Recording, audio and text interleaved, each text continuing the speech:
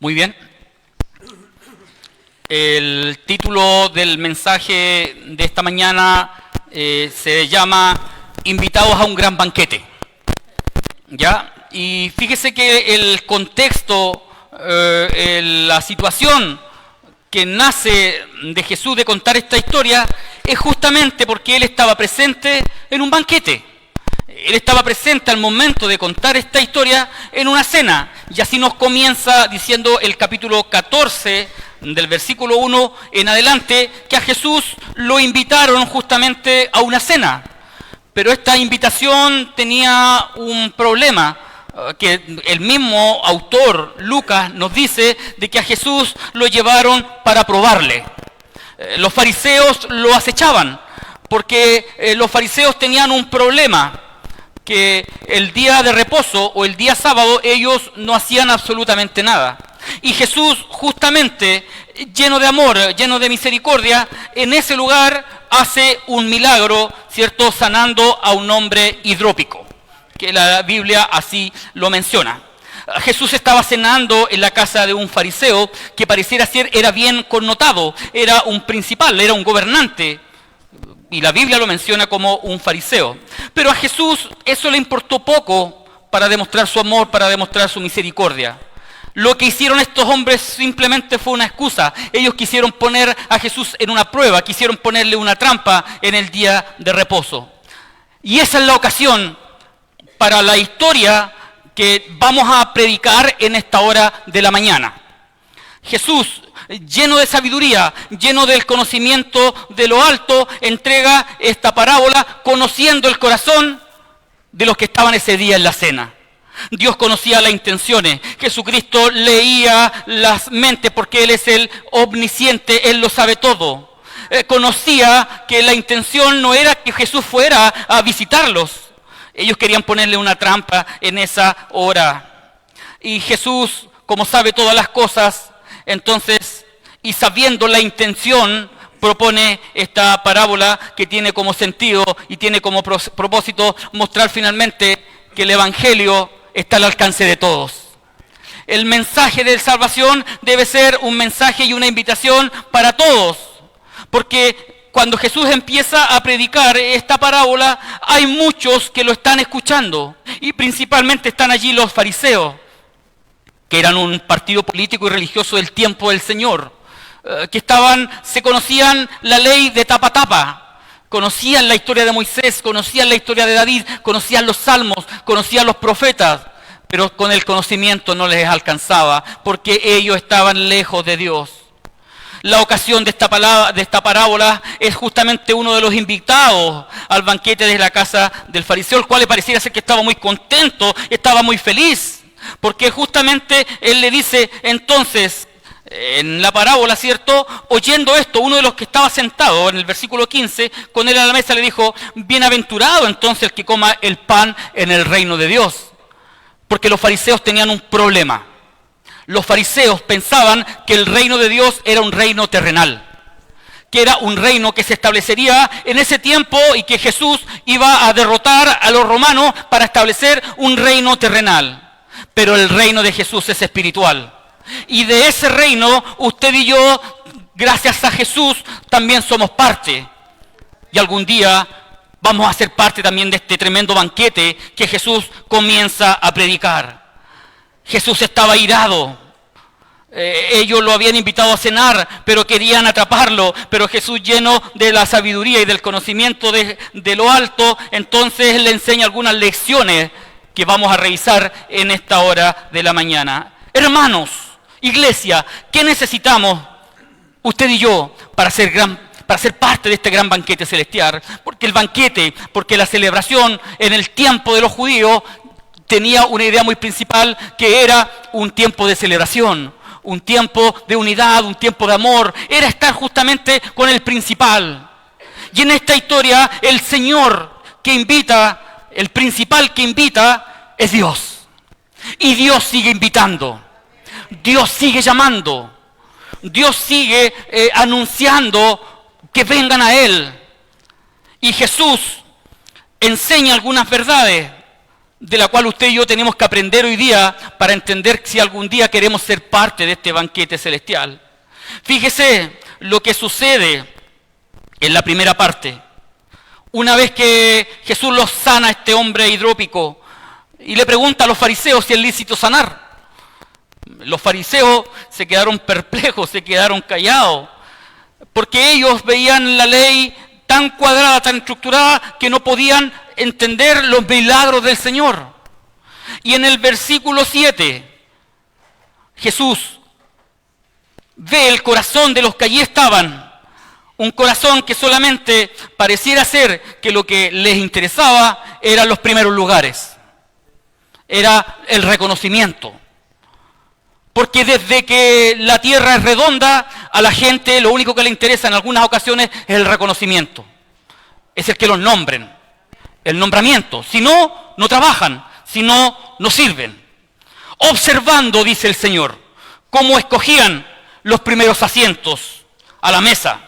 Entonces refirió a los convidados una parábola diciendo, porque hay mucha gente que le gusta estar en los primeros lugares. Y no solamente estoy hablando de las iglesias, y no me estoy refiriendo en esta en particular, estoy refiriéndome en términos generales. A la gente le gusta estar en los primeros lugares, le gusta estar en la cúspide, le gusta subir, le gusta estar en alto. Y hasta cierto punto eso no está mal. El problema, y eso es lo que enseña Jesús en esta parábola, que para subir, que para estar en los primeros lugares, primeramente es necesario descender, estar abajo, aprender, porque algunos quieren hacer todo las cosas principales, pero se olvidan de las cosas esenciales. Se olvidan de que algún día estaban haciendo por algo y se olvidan que hoy día, cuando hay otro, empiezan a quejarse y a reclamar. Y eso no solamente pasa en las iglesias. Lo primero, hermanos, que necesitamos entender, que para llegar al cielo, ¿sabe lo que necesitamos? Una vida de humildad. Y eso es lo que enseña Jesús en esta parábola. Observando cómo escogía a los primeros lugares a la mesa, a los convidados les cuenta, cuando fueres convidado por alguna boda, no te sientes en el primer lugar, dice el Señor. No sea que otro más distinguido que tú también esté invitado por el dueño del banquete. Y viniendo el que convidó a ti y a él te diga, dale lugar a este, y entonces te va a dar vergüenza, le dice. Sino que dice el Señor, siéntate en la última mesa, en el último lugar, en la última silla, para que la demás gente te reconozca. Hoy día si hay algo que ha permeado nuestra sociedad y en algunas ocasiones en nuestras iglesias, es la falta de humildad, la soberbia. La Biblia dice que Dios a los soberbios lo mira de lejos. Y Jesús dice, porque cualquiera que se enaltece será humillado, y el que se humilla será enaltecido. Hermanos, si necesitamos algún día ser enaltecidos por Cristo, entonces lo primero que tenemos que hacer es humillarnos a Él. Humillarnos a Él, vivir en dependencia absoluta a Cristo, nuestro Señor. El reino de los cielos tiene dos partes. Primero es una parte que se comienza a vivir desde ahora, el reino ya, el reino presente, el reino instalado con Cristo, pero ese reino algún día va a ser definitivo cuando usted y yo entremos a ese lugar glorioso que Jesús fue a preparar. Y allá cuando nos reciba Dios y nos diga, bien, buen siervo y fiel, por lo poco has sido fiel, sobre mucho te pondré, entra en el gozo de tu Señor. Y allí vamos a ser siervos que vamos a recibir definitivamente la entrada al reino. No es solamente y suficiente solo entrar en esta parte del reino. ¿Sabe qué, hermanos? Debemos permanecer en Él, en humildad y en sujeción a Cristo. Debemos continuar, ¿sabe cómo? Siguiendo al Señor en todo tiempo, en todo momento. Los discípulos y los fariseos habían dado la espalda a Dios. Los discípulos a esa altura todavía no entendían lo que Jesús quería hacer con ellos. Jesús le dice que tenían que arrepentirse de su soberbia. Porque cuando andamos con orgullo y con soberbia, ¿sabe lo que hacemos? Le damos la espalda a Dios. Le damos la espalda a Dios y Dios nos mira de lejos. Jehová no está cercano a los que viven una vida de orgullo y de soberbia. Cuando te sientes a la mesa, ocupa el último lugar, dice el Señor. Y que te reconozcan otros, no tú mismo y tu propio reconocimiento. Jesús había estado observando esta forma de obrar de los que lo habían invitado a cenar alrededor de la mesa. Estos eran hombres malos, eran hombres viles. Habían invitado al Señor para atraparlo, esa era su principal motivación. Escogieron los mejores lugares para sentarse, les daba lo mismo que el Señor estuviera ahí, lo único que querían ellos era el reconocimiento. Por eso Jesús les dice que deben ser más humildes. Y para llegar al cielo necesitamos humildad, iglesia. Necesitamos centrar nuestra vida a Cristo en sujeción a Él. Muchas veces nos creemos autosuficientes. Creemos que por nuestras propias fuerzas, que por nuestras propias condiciones podemos lograr estar bien. Pero cuando venimos a Cristo, reconocemos y sabemos que es solamente por Él y solo por Él que nuestra vida depende en todo momento. Escogieron los mejores lugares para sentarse, pero Él le dice que deben ser más humildes cuando escogen un puesto en la mesa, porque otro más distinguido podía entrar en ella. Y esto es lo hermoso de Jesús, que vamos a ver ahora más adelante, porque lo que sucede más adelante es algo precioso, porque mientras los principales, mientras los primeros que estaban convidados rechazaron la invitación, entonces Dios se comienza a llamar ahora a los cojos, a los mansos, a los mancos, a los sordos, a los que tenían problemas, a los pobres, para llegar a esta invitación. Primero necesitamos, para subir necesitamos descender. Y a veces dentro de ese descenso, ¿sabe qué, hermano? A veces tenemos que tocar fondo. Dios a veces nos tiene que hacer doler alguna situación. Nos tiene que hacer vivir momentos de aflicción para entender que en todo momento necesitamos la dependencia absoluta de Dios. Yo no sé lo que hoy día usted está viviendo, lo que hoy día a usted le está sucediendo, pero lo que sea, tómelo como parte de un proceso que en el momento no entendemos, pero que si usted se sujeta su vida a Cristo, entonces no está solo. Dios es el que lucha por nosotros, siempre. Y en la segunda parte de la parábola, desde el versículo 12 en adelante, lo que nos dice el Señor en relación a esta historia y a llegar algún día a ese gran banquete celestial, es que Dios nos va a recompensar por dar a aquellos que sabemos que no nos pueden devolver. Porque hoy día es fácil amar a quienes nos aman, tenerle buena a quien me tiene buena, saludar a quien me saluda amablemente. Hoy día es más fácil amar a aquellos que nos hacen el bien, pero eso queda para la gente sin Cristo, porque con el Señor los cánones y las estructuras y los lineamientos son distintos, porque debemos amar a Dios, a nuestro prójimo y también debemos amar a nuestros enemigos. Debemos amar a aquellos que no nos hacen tan bien.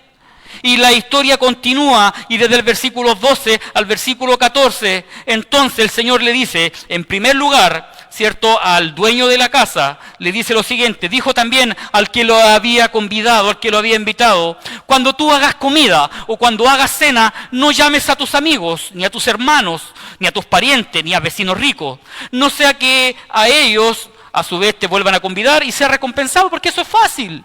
Fíjese lo que le dice el Señor.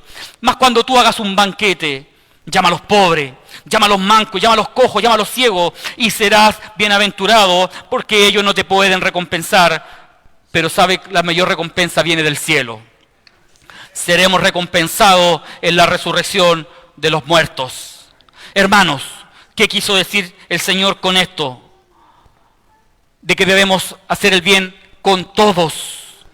No solamente con los que nos hacen el favor y los que nos tratan bien, sino que debemos considerar también a aquellos que a veces no nos aman tanto. Normalmente invitamos y amamos a nuestros amigos, a nuestros familiares. Para ellos no es gran problema preparar una rica cena, una rica comida, e invitarlos a un lugar precioso. ¿Por qué? Porque sabemos que seguramente vamos a tener alguna devolución o nos va a pasar algo similar con ellos.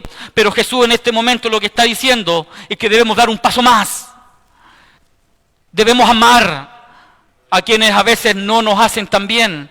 Los pobres, los mancos, los desdichados de la sociedad, los cojos, los ciegos, en el tiempo del Señor eran aquellos que ni nadie, ni ninguna persona daba un peso por ellos. Y de esta forma el Señor nos está diciendo que también debemos amarlos a ellos. En una sociedad en donde todas las cosas las ve solamente por la vista y lo superficial, en donde es fácil ver por las apariencias, pero las iglesias tenemos que ir un poco más allá de eso. Debemos amarlos a todos por igual. ¿Sabe por qué? Porque el dueño de la casa lo hizo. El dueño del banquete, finalmente, de acuerdo a las palabras del Señor, termina invitando a todos. Jesús no está diciendo que no debemos amar a quienes nos hacen el bien. Jesús está diciendo que debemos amar y considerar a quienes a veces no nos hacen tan bien. El amor debe ser como el amor de Cristo, a todos por igual. Él estaba enseñando esta lección a los crueles fariseos, porque ellos hacían tantas cosas para quedar bien. Pero Jesús en algún momento le dice sepulcros blanqueados. Sepulcros blanqueados por dentro, por fuera se ven preciosos, se ven hermosos y por dentro están podridos. Hay una pudrición en los fariseos. Lamentablemente, en algunas ocasiones, actitudes nuestras también son parecidas a los fariseos. Nos preocupamos tanto de lo externo, que no nos preocupamos tanto de nuestra vida interior y cómo estamos por dentro. En Mateo capítulo 6, Jesús critica a los fariseos por ofrendar, por orar, por ayunar, pero solamente por ser visto por los hombres. Pero su intención y su corazón estaba lejos de Dios. Jesús lo que critica hoy día y lo que no le gusta es que solamente hagamos el bien con algunos y no con todos. La iglesia de Cristo, la iglesia del Señor ha sido mandatada y ha sido llamada para que todos seamos igual ante Dios. Ya no hay judío, dijo Pablo, ya no hay griego, ya no hay esclavo, ya no hay libre, ya no hay hombre, ya no hay mujer, ya no hay docto, ya no hay indocto. Ante Dios somos todos iguales y tenemos la misma dignidad. Lo que usted vale para Cristo tiene el mismo valor de lo que yo valgo para Dios. Yo no soy más importante que usted para Dios y para el Señor. Dios nos recompensará por dar a lo que no nos pueden devolver. Es más fácil darle a los que amamos, pero hoy día la palabra nos invita, y Jesús con su enseñanza, a que debemos amar a todos por igual, devolver bien con bien, y si alguien nos hace mal, debemos devolverle con bien. Y en la parte final de la parábola, y es donde quizás yo quisiera también hacer un poco más de fuerza, tiene que ver con que hay una cierta parte de las personas que rechazan el banquete de Dios.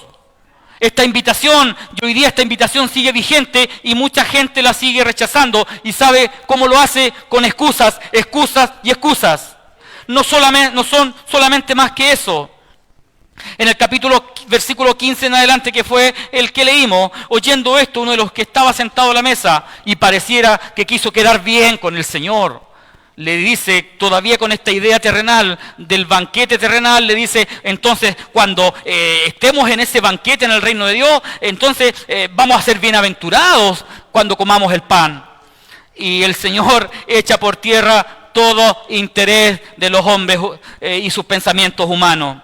Los que rechazan el banquete de Dios muchas veces ofrecen varias excusas. Y este mensaje principal era para los fariseos, porque ellos habían rechazado en primer lugar el mensaje de Cristo.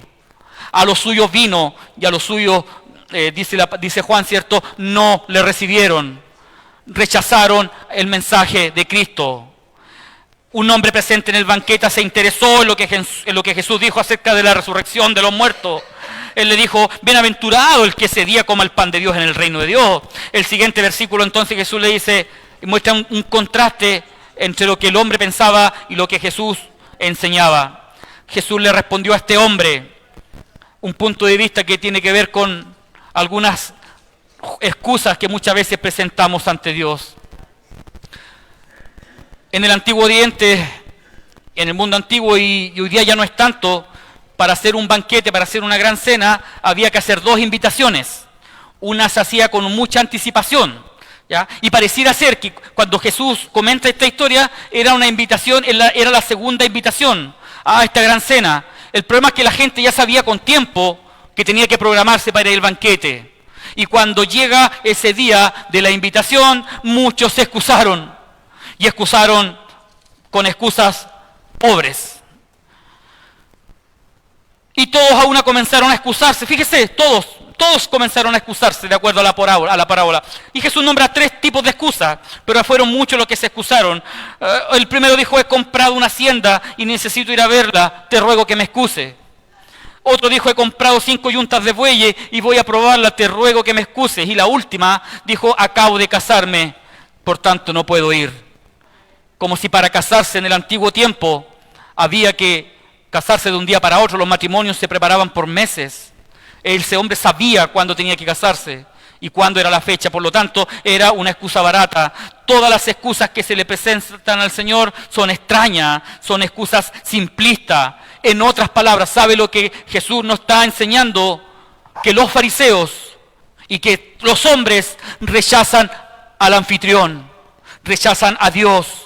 El común de la gente hoy día rechaza a Dios por distintas razones. El apóstol Pablo dice en Romanos capítulo 3, versículo 11, no hay quien entienda, no hay quien busque a Dios. Si no es por el Espíritu Santo, si no es por el Espíritu que comienza a obrar en nosotros, entonces desde nuestra condición humana, desde nuestra condición terrenal, entonces no podríamos aceptar a Dios. El corazón del hombre se encuentra lejos de Dios.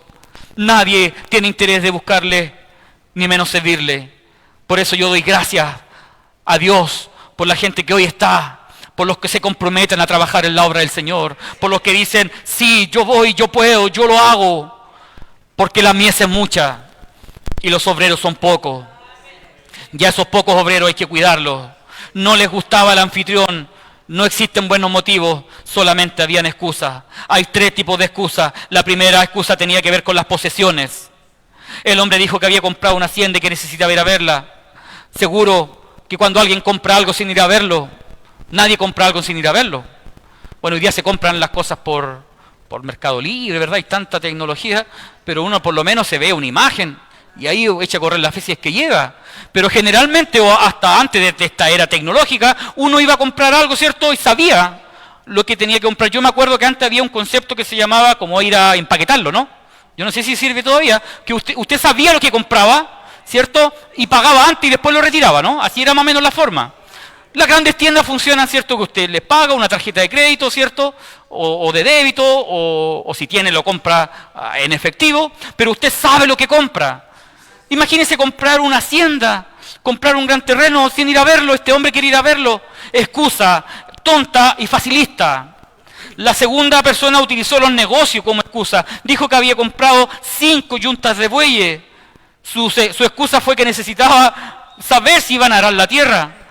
¿Acaso alguien compra unos bueyes sabiendo que no le van a servir para que lo quiere?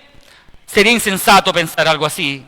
Y la tercera persona no utilizó sus posesiones, ni utilizó su negocio como pretexto, utilizó las relaciones personales. Hermano, yo sé que esta parábola representa a los fariseos, pero lo dije delante, muchas veces tenemos actitudes como la de los fariseos. Y a veces entendemos que hay situaciones que nos hacen estar siempre en la iglesia o en los trabajos de la iglesia. Pero usted y yo sabemos dónde ponemos nuestro corazón, dónde ponemos nuestra vida, dónde ponemos nuestras prioridades, porque esto se trata de eso, de prioridades. Se trata de entender primeramente que debemos buscar el reino de Dios y su justicia. ¿Sabe cuándo? ¿Cuánto? En todo momento. Debemos buscar a Dios siempre. Dios siempre debe ser el primero en nuestra vida, en nuestro corazón. Dios no le gusta no ocupar las segundas partes. Dios no quiere un corazón, no quiere la mitad, no quiere un cuarto del corazón, quiere ocupar el corazón completo. Y cuando Dios ocupa toda nuestra vida, entonces decidimos servirle, decidimos seguirle y decidimos entregar nuestra vida en rendición completa a Él. Todos tenían algo que se interponía entre ellos y la invitación para asistir a la cena, pero ninguno fue honesto. Lo que no les gustaba era el anfitrión. Y el anfitrión era Dios, era el Señor. Muchos hoy día viven en la misma situación de rechazar el mensaje de salvación. ¡Cuán débiles eran estas excusas! Muchas excusas hoy día el hombre, la mujer tiene: que soy muy joven, es que soy muy viejo, es que primero tengo que casarme, es que primero le estoy pidiendo a Dios hijo, es que primero quiero mi estudio, quiero mi trabajo. ¿Y acaso no puedes hacer eso o no podemos hacer eso? también entendiendo que podemos servir a Dios también. Podemos hacerlo, hermana. Todo tiene su tiempo, decía el predicador, decía Eclesiastés. Tiempo para morir, tiempo para nacer, tiempo para regar, tiempo para plantar, tiempo.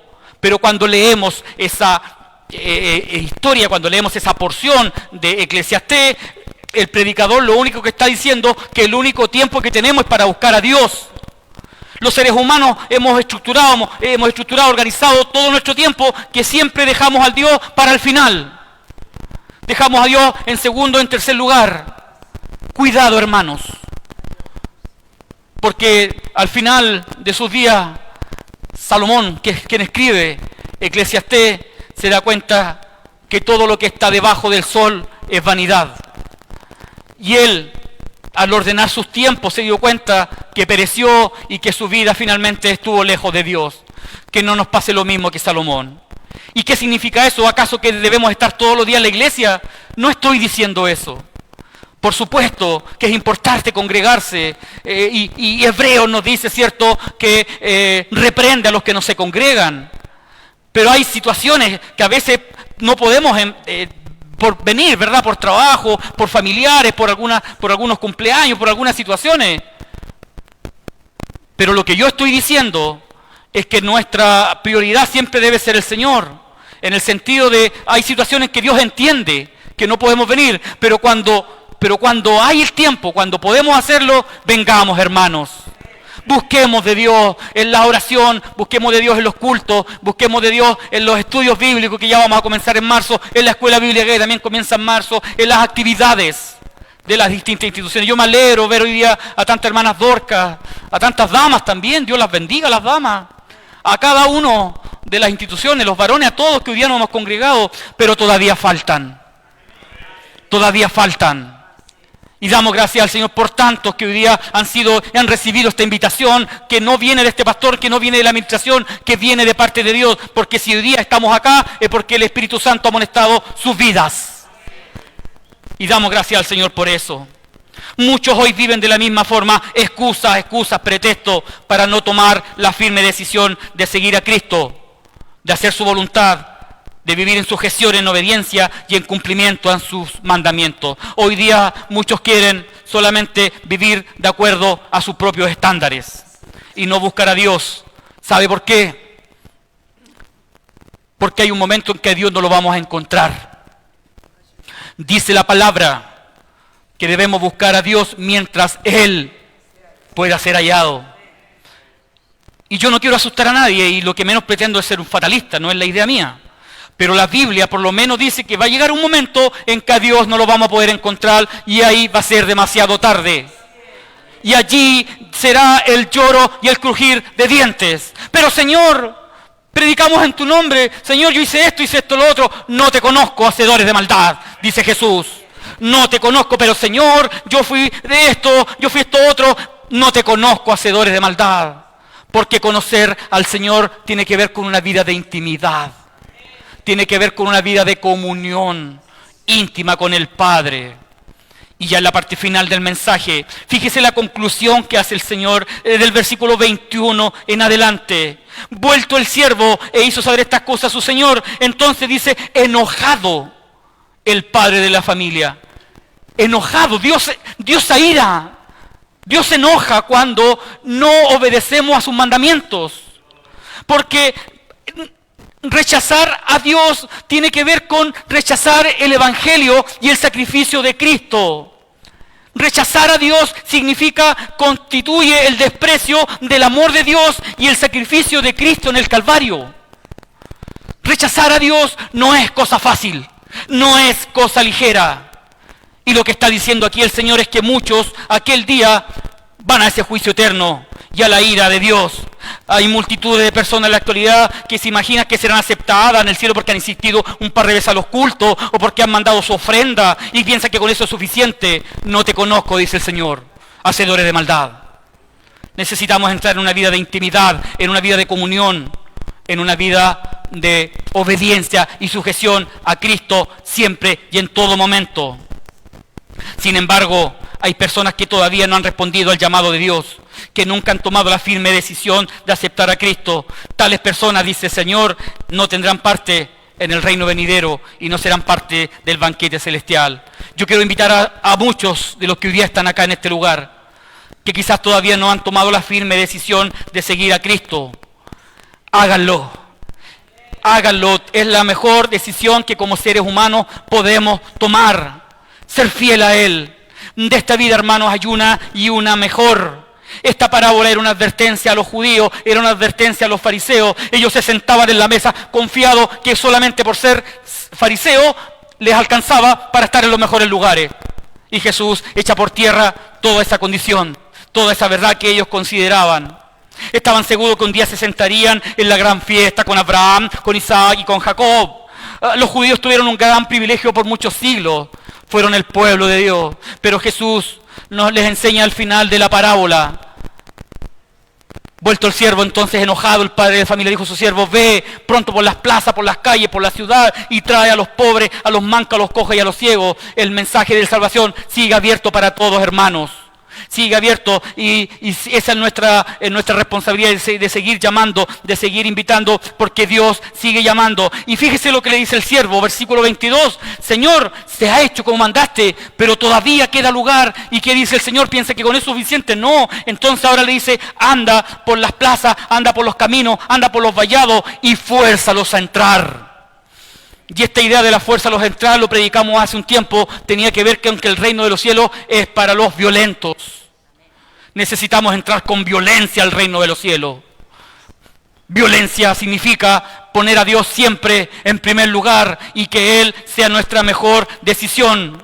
La advertencia de Jesús nos recuerda que más allá de esta vida hay una mejor. Y que si no estamos con Dios en primer lugar, entonces algún día podemos no ser parte de este gran banquete. En la parábola, fíjese lo que hace, es el anfitrión que busca a los pobres, que busca a los mancos, que busca a los cojos y que busca a los ciegos. Debemos seguir llamando. ¿Saben por qué? ¿Por qué llama a los pobres? Porque los pobres no tienen recursos para comprar un terreno. Porque los ciegos no pueden ver si los bueyes están arando la tierra. Porque los mancos y los cojos tal vez nunca se van a poder casar, porque en ese tiempo eran destituidos de la sociedad y eran mal vistos.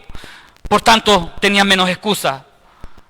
Dios, a través de esta parábola, le da la espalda a los soberbios y los mira de lejos.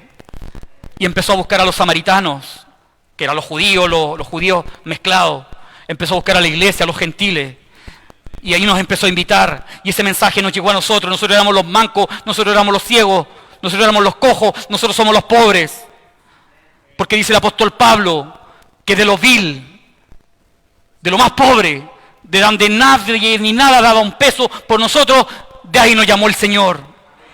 Y el evangelio no fue para los doctos, no fue para los importantes, para los principales, no fue para los grandes empresarios, no fue para los grandes pensadores de la época, para los grandes mercaderes, para los mercantiles, para los filósofos del tiempo de la iglesia primera. El mensaje fue para los pobres, para los conjos, para los mancos, para los pobres.